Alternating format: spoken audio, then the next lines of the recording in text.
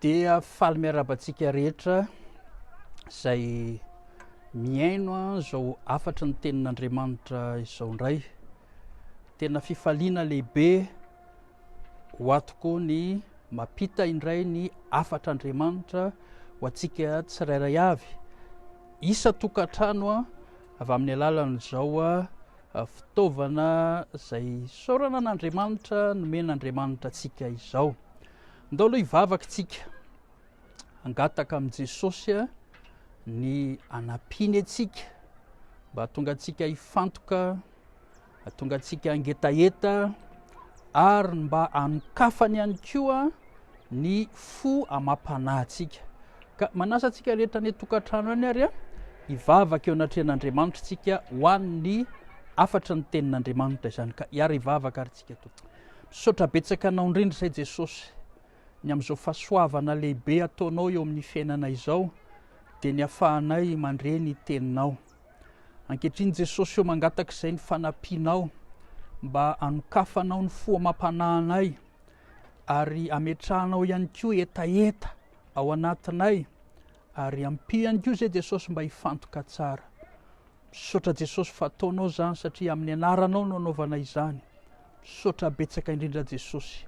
Omenanao ny dera sy ny laza ary ny voninahitra. Misaotra Jesosy eo. Amen.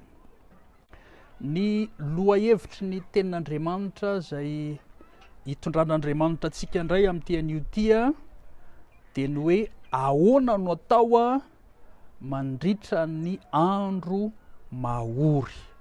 Zay zany ny lohahevitrintsika hoe ahoana no atao rehefa tonga ny andro mahory, na ahoana ny atao mandritra ny andro mahory. Ndao ary ovakitsika avy hatrany ny tenin'Andriamanitra zay hiangatsika izany. Mpitoroteny toko fahafito andiny fahaefatra amby folo. Amin'ny andro mahafaly dia mifalia, ary amin'ny andro mahory mieritrereta. Fa nampifanadrifian'Andriamanitra ireo mba tsy hahitan'ny olona akory izay ho avy any aoriana. Zay zany no ambaran'ny tenin'Andriamanitra eto ilay tapany voalohany hoe amin'ny andro mahafaly dia mifalia, fa amin'ny andro mahory kosa mieritrereta. Eo amin'ny fiainantsika zany dia izao, misy ny andro mahafaly. Iny moa dia asain'Andriamanitra mifalitsika amin'ny andro mahafaly, amin'ny andro atsapantsika ny fitahian'Andriamanitra, ny fahasoavan'Andriamanitra eo amin'ny fiainantsika dia mifaly. Fa misy fotoana koa nefitsika dia misy andro mandalo, andro mahory. Ary ny Baiboly moa dia manasongadina mihitsy hoe any aparany any dia hisy andro mahory. Ny andro mahory zany dia zavatra misy any aparany. Ka jerevantsika ary hoe ahoana tokoa no ataontsika rehefa sendra n'izay andro mahory zay tsika, rehefa tojo n'izay andro mahory zay tsika, dia ahoana no ataontsika. Reo ao anaty Baiboly moa no ohatra tsara foana, satria zay mihitsy ny nanoratana azy ireo ohatra tsara ho antsika. Ary ho jerevantsika zay nataon'izy ireo, satria zay nataon'izy ireo dia misy vokatra tsara, nisy vokatra tsara teo amin'ny fiainany. Ary ny an'Andriamanitra moa dia izay, rehefa misy zavatra ataon'ny olona anankiray ka tena araka ny sitrapony dia mitahy izy, ary dia ianarantsika izay zavatra izay satria tsika koa dia mangetaeta ny hotahian'Andriamanitra. Ndeha ro jerevantsika ny hoe ahoana ny nataon'ireo olona izay nandalo tamin'ny andro mahory ihany koa tao anaty Baiboly izany. Asan'ny apôstôly toko fahaenina amby folo andiny faharoa amby roapolo ka hatramin'ny fahadimy amby roapolo. Ary ny vahoaka niara-nitsangana mely azy, ary ireo gobernora nanaisotra ny lambany ka nasainy nokapohina tamin'ny hazo izy. Ary noho ny efa nokapohiny mafy dia mafy izy, dia nataony tao an-tranomaizina ka nasainy niambina azy tsara ny mpiandry tranomaizina. Ary rehefa nahazo teny toy izany rahalehilahy, dia nataony tao an-tranomaizina anatiny indrindra izy, ary ny tongony no bolokiany mafy tamin'ny boloky hazo. Ary noho ny namantonalina dia nivavaka sy nihira fideranan'Andriamanitra Paoly sy Silasy, ary niaino azy ny mpifatotra. eto dia ahitantsika mpanompon'Andriamanitra roalahy Paoly sy Silasy zay nandalo andro mahory. Voambaran'ny tenin'Andriamanitra fa nokapohina mafy de mafy izy. Mahory zany mafy zany hoe kapohana mafy de mafy. De rehefa avy eo ihany koa rehefa avy nikapohana mafy de mafy de natao tany amponja de mbola nobolokiana mafy ihany koa tamin'ny boloky hazo izy ireo. Zany hoe nandalo fahoriana tokoa izy amin'ny rahalahy reto. De zao moa le ambaran'ny tenin'Andriamanitra amin'ny andro mahory dia mieritrereta. Rehefa tao zany Paoly sy Silasy teo ny fahakalan'ny olona, efa fahoriana aloha zany, teo ny kapoka mafy de mafy, tena fahoriana zany, natao tany an-tranomaizina ihany koa, efa fahoriana zany, mibolokiana mafy de mafy, tena fahoriana be tokoa. De nieritreritra izy amin'ny rahalahy hoe ahoana moa zany ny ataontsika, inona no ataontsika. De nanapa-kevitra izy ireo nanao safidy tsara izy ireo, ka ny zavatra nataon'izy ireo de voambaran'ny tenin'Andriamanitra hoe ny vavaka sy ny hira fiderana. Zay ny zavatra nataon'izy ireo tao anatin'ilay andro mahory, tsy ny monomonina izy ireo, fa ny zavatra nataony de ny vavaka sy ny hira fiderana. Ho antsika ihany koa rehefa sendra tonga eo amin'ny fiainantsika ny andro mahory, de zava-dehibe mihitsy zany no anaovantsika tahaka an'izay nataon'ny Paoly sy Silasy.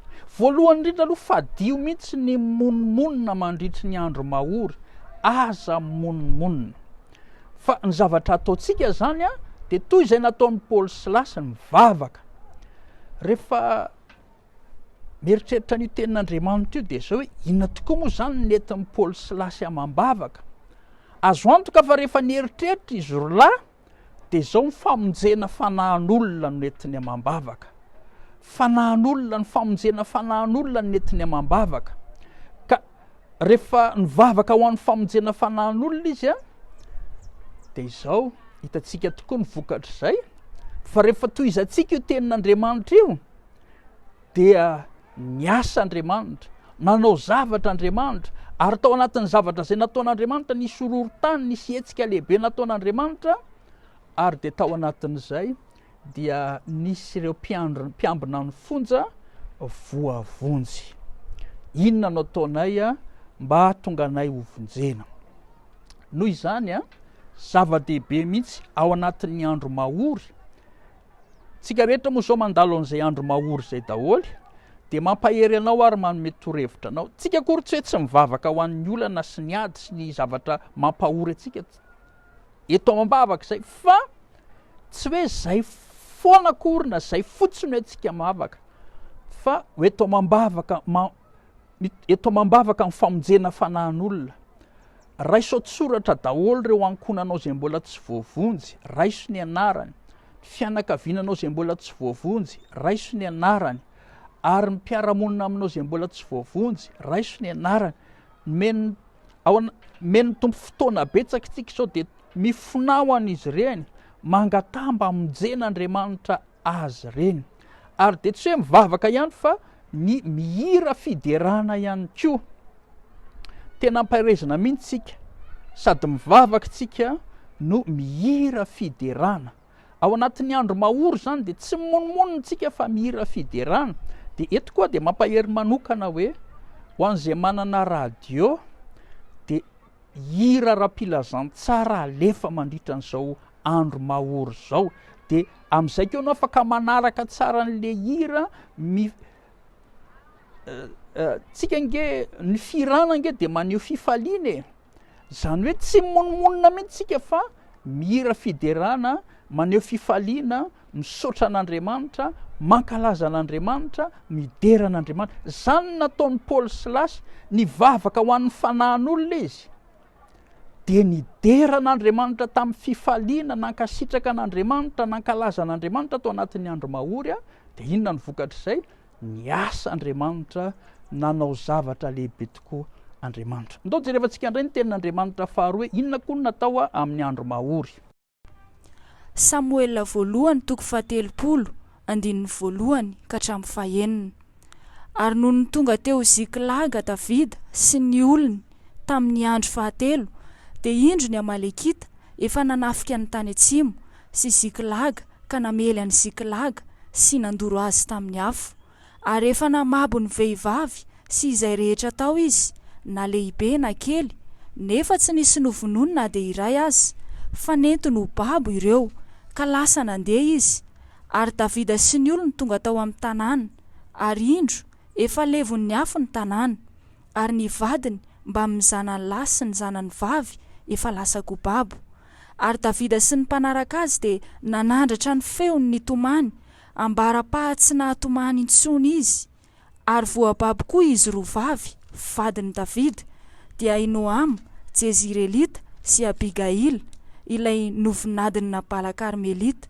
Ary ory indrindra Davida, fa ny olona ny fampitaona hitora-bato azy, satria samy nalahelo ny zanany lahy sy ny zanany vavy ny olona rehetra.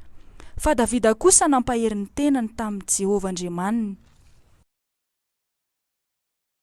Nandalo andro mahory ihany koa Davida. Nisy nanafika ny tanàna izay nisy azy, ary ny tanànan'izy ireo, ny tranon'izy ireo dia nidorana tamin'ny afo, ary mivady aman-janaka izy ireo dia lasa kobabo, dia lasa daholy hatramin'ny fananana. Davida moa nandeha nanafika izy sy ny miaramila namany sy ny lehilahy. Rehefa miverina avany izy dia tanàna sy trano midona-tsetroka no vataniny tao. Ary dia voambaran'ny tenin'Andriamanitra nitomany mafy, na i Davida raha zany nitomany, ireo miaramila samy nitomany satria nalahelo ny vady aman-janany. Samy nalahelo ny vady aman-janany avokoa, dia samy nitomany mafy. Dia Davida koa mba nitomany izy.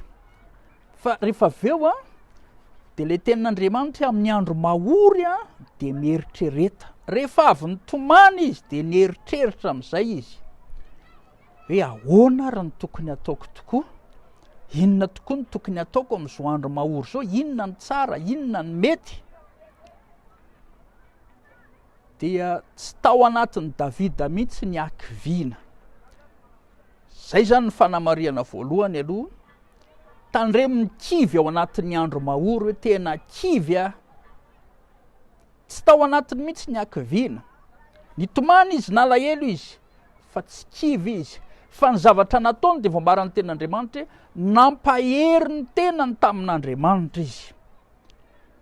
Nampahery ny tenany tamin'Andriamanitra izy. Ny zavatra nataony Davida zany dia izao, tao anatin'ilay fahoriana. Dia izao no nataony hoe nampahery ny tenany tamin'Andriamanitra izy. Matoky an'Andriamanitra, matoky afa mahay zavatra rehetra Andriamanitra, matoky afa lehibe ny Andriamanitra, matoky afa tia Andriamanitra, matoky afa matoa zao zavatra zao navelan'Andriamanitra hitranga, dia misy zavatra tian'Andriamanitra tao, misy zavatra anehoan'Andriamanitra ny voninany, lehibe Andriamanitra, momba Andriamanitra, miaraka amiko Andriamanitra, eto amiko Andriamanitra, tsy mandao Andriamanitra, tsy mahafoy Andriamanitra, miaraka amiko foana. Nampahery ny tenany tamin'Andriamanitra toy izany izy. Ary ireo olona zay, satria samy nalahelo ny vady aman-janany daholo, dia niomana hitora-bato azy. Tsy nahatora-bato satria nahita ny Davida nahery izy, izy le nitomany iny rehefa avy nampahery ny tenany tamin'Andriamanitra izy, lehibe ny Andriamanitra, mahay ny zavatra rehetra ny Andriamanitra, matoky an'Andriamanitra, hain'Andriamanitra ny zavatra rehetra, tsy mba kivy mihitsy izy zany fa zay ny nambarany. Dia ireo olona nieritreritra hitora-bato azy, tsy nahatora-bato azy satria nahita ny zavatra hita teo amin'ny Davida, ny fifaliana, ny faherezana, tsy nahita hoe fakiviana fa tena hoe ireo zany dia nahita tena mpitarika lehibe ty Davida ity, satria olona vonona indray, nanana finoana, nanana fanantenana Davida. Ho antsika ihany koa zany rehefa sendra mandalo andro mahory tsika, dia mieritrereta ho ny tenin'Andriamanitra, ka ny zavatra tsara tokony ataontsika dia izay nataon'ny Davida, mampahery ny tenantsika amin'Andriamanitra. Aza mba kivy mihitsy, tsy hoe za zany tena kivy mihitsy any am'izao fiainana zao, kivy mihitsy any amin'ny fiainana, kivy mihitsy any am'izao, kivy mihitsy aza miteny an'izany. Fa izao ndao hianatra ny David tsika zay nampaheriny tenany tamin'Andriamanitra hoe lehibe ny Andriamanitra, tia ny Andriamanitra, tsy mandahoa Andriamanitra, tsy mahafoy Andriamanitra, hain'Andriamanitra ny zavatra rehetra, miaraka amiko Andriamanitra, tsy mamela irery Andriamanitra, omba Andriamanitra, ary ihany fiainako Andriamanitra, zanak'Andriamanitra, tsy avelan'Andriamanitra irery fa hiady ho Andriamanitra. Rehefa nampaheriny tenany tamin'Andriamanitra ohatr'izay Davida, dia nitsangana amin'izay izy, lasa izy nivavaka, ary rehefa avy nampaheriny tenany tamin'Andriamanitra izy mivavaka nankany-hevitr'Andriamanitra, dia zao ny zavatra nisy, tafaverina daholy ny fananany Davida sy ny vady aman-janany rehetra, ny eny miaramila, tafaverina daholy ny as'Andriamanitra, nanao zavatra Andriamanitra rehefa nampaheriny tenany tamin'Andriamanitra izy. Rehefa tsy kivy izy fa nampaheriny tenany tamin'Andriamanitra, dia tafaverina daholy ny vady aman-janany rehetra. Ka ho antsika ihany koa, aza mba kivy manoloana rehefa sendra mandalo ny andro mahory, fa izao aoka tsika hampaheriny tenantsika amin'Andriamanitra, fa Andriamanitra dia hiasa eo amin'ny fiainantsika.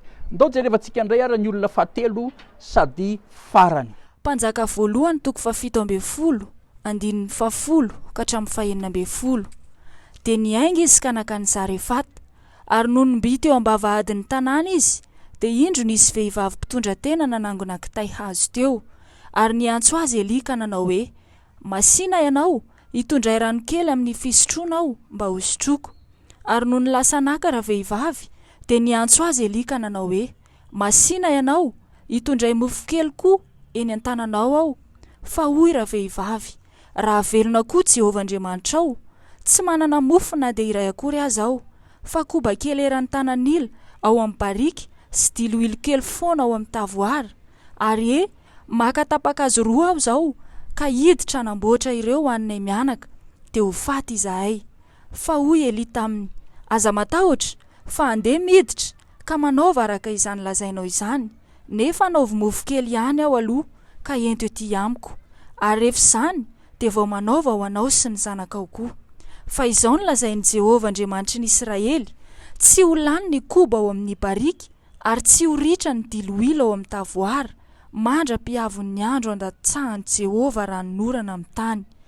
Dia nandeha raha vehivavy ka nanao araka ny tenin'ny Elia, ary izy sy raha vehivavy mba amin'ny ankohonany dia nanan-kohanina elaela ihany, nefa tsy lany ny koba tao amin'ny bariky, ary tsy ritra ny diloilo tao amin'ny tavoara, araka ny tenin'i Jehovah izay nampilazainy any Elia. Ty raha vehivavy ty ihany koa, izy sy ny zanany dia nandalo andro mahory, mosarena, tsisy sakafo, tsisy hanina, lany ny sakafo, lany ny hanina. Teo am-pelantanany sisy afa-tsy kely fotsiny, sisy diloilo kely sy koba kely, zay sisa ny teo am-pelantanany. Dia rehefa lany reo dia tsisy ninina azo ny ataony intsony, satria ny olona rehetra samy sahirana, ny olona rehetra samy mosary, ny olona rehetra samy krizy, satria tena fahoriana tao anatin'ny andro mahory.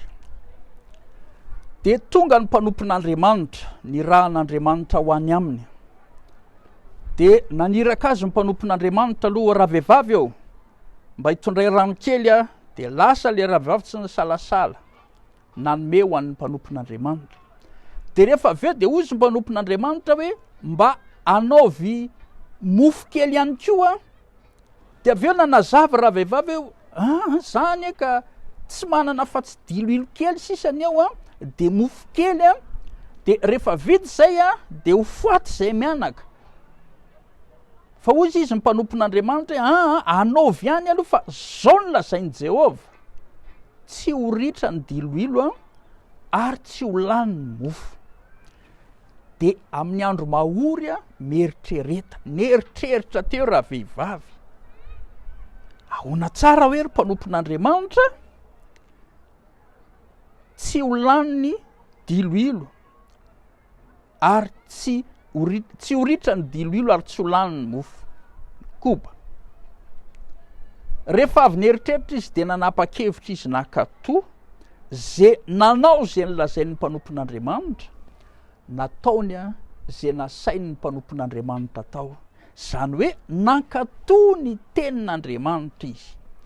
Ao anatin'ny andro mahory zany ny zavatra tsara sady lehibe tokony ho ataontsika ihany koa dia ny mankatoa ny tenin'Andriamanitra. Eto zany dia mampahery antsika akatoavy ny tenin'Andriamanitra. Misy tenin'Andriamanitra zay asain'Andriamanitra ataontsika dia akatoavy reny. Misy koa tenin'Andriamanitra zay tsy avelan'Andriamanitra ataontsika dia akatoavy reny. Misy tenin'Andriamanitra zay eo amin'ny hoe tsika samitsika, eo amintsika samy olona zany misy tenin'Andriamanitra eo amintsika samy olona, ohatra eo amintsika samy kristianina, eo amintsika samy manodidina. Misy tenin'Andriamanitra zay mifehy atsika ambarana dia akatoavy ny tenin'Andriamanitra zay mifehy sy mampirisika atsika olona samy olona. Misy tenin'Andriamanitra zay ho an'ny lehilahy manokana ao an-tokantrano ao, akatoavy zany. Misy tenin'Andriamanitra ho an'ny vehivavy ao an-tokantrano ao, akatoavy zany. Misy tenin'Andriamanitra ho an'ny ankizy sy ny zanaka fotsiny ao an-tokantrano ao, akatoavy zany. Misy tenin'Andriamanitra zay mikasika ny ara-bolatsika, akatoavy zany. Ary dia mampahery manokana an'izay satria izay moa no nataon-draha vehivavy. Nanome izy le kely tao amin'ny taony nanomezany ho an'ny mpanompon'Andriamanitra. Tsy hoe ao anatin'ny andro mahory tika dia hijanona tsy manome, fa tsy zay. Fa na dia ao anatin'ny andro mahory ary dia manomeza, akatoavy ny tenin'Andriamanitra.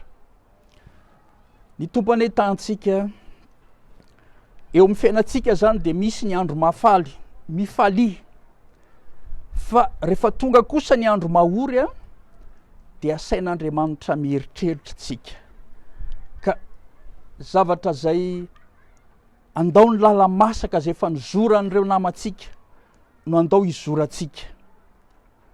Dia ny lalan'ny Paoly Silasy tao amin'ny andro mahory izy dia nivavaka sy nihira fiderana. Ny lalan'ny Davida tao amin'ny andro mahory izy dia nampahery ny tenany tamin'Andriamanitra. Ny lalan'ilay vehivavy sy ny zanany tao anatin'ny andro mahory izy dia nankatoa ny tenin'Andriamanitra. Andao hizorantsika zany lalan'izany, fa rehefa hizorantsika zany dia izao, hiasa eo amin'ny fiainantsika Andriamanitra. Tena hanao zavatra eo amin'ny fiainantsika Andriamanitra, ary hitahantsika Andriamanitra ho tahaka an'le raha vehivavy tsika. Le raha vehivavy dia nanan-kany hoanina ela ihany, tsy ritra ny diloilo ary ny koba tsy lany, nanao zavatra Andriamanitra tao anatin'ny andro mahory satria nankatoa ny tenin'Andriamanitra izy. Paoly Silasy dia niovitrovotra ny tranomaizina, betsaka ny olona voavonjy.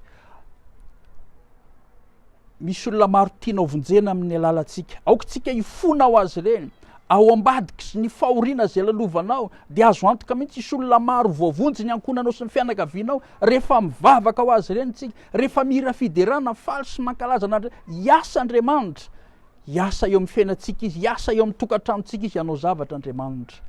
Ary hitanao Davida, tsisy ny voakitika mihitsy ny vady aman-janany, tsy hoe maty ny vady aman-janaky Davida na nisy maty na hoe tsisy Andriamanitra niaro azy, tena narovan'Andriamanitra satria nampahery ny tenany tamin'Andriamanitra izy. Dao ary vavakytsika, fadio ny monomonina, aza mba kivy, aza mba ketraka, aza miraviravy tanana, fa ndao ataontsika zay nataon'ireo mpanompon'Andriamanitra ireo.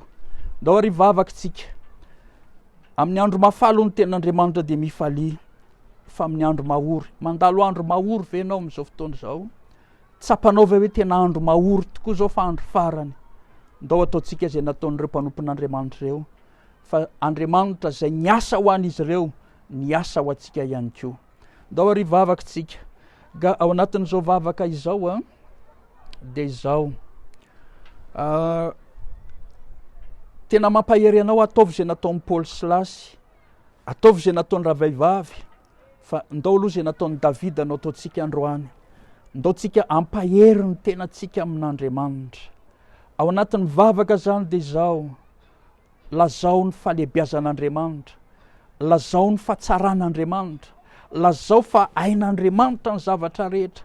Mety matsapa mihitsy angamba ianao amin'izao fotoana zao hoe tena sahirana, tena sarotra, tena mafy, tena anatin'ny olana, mety ao anatin'ny aretina mihitsy ary.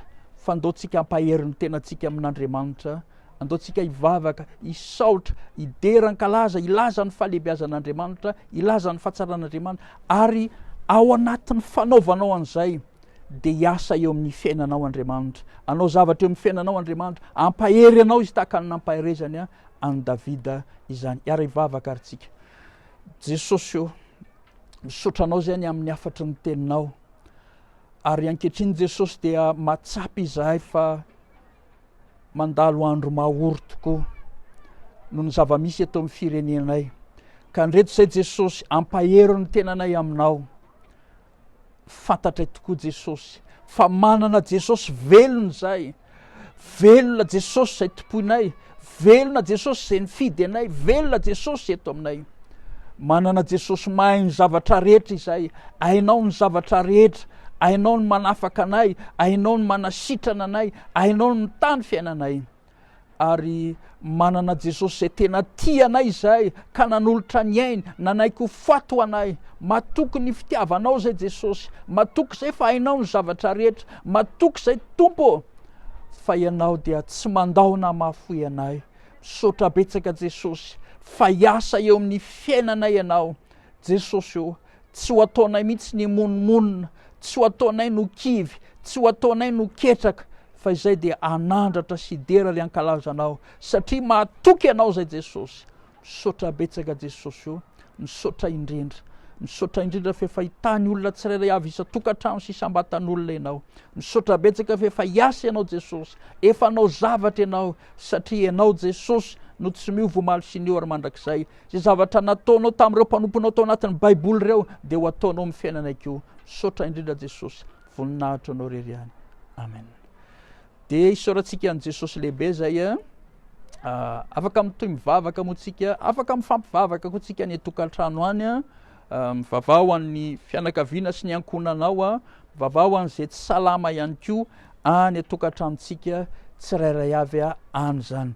Dia apetrakintsika amin'ny tompo, tsy fantatritsika zay fitondran'Andriamanitra, zay fitondran'Andriamanitra tsika na mbola ito zao tsy fahafahantsika mivoaka zao na efa hiva, tsy fantatritsika zany. Fa raha sitrapon'Andriamanitra zany ka mbola zay nitondran'Andriamanitra tsika, talata dia toy izao ihany ny fotoanatsika, dia ny alady ihany koa toy izao ihany ny fotoanatsika. Fa raha sitrapon'Andriamanitra zany ka misy ny fiovana, dia ary zay ny irentsika rehetra, dia mba ho aty am-piangonana daholo indray sika raha sitrapon'ny tompo zany. Ka samy mahatsiaro mambavaka, samy manohana an'izay rehetra izay mambavaka zany. Dia ho tahin'Andriamanitra tsika rehetra, tompoka mirava isika izany.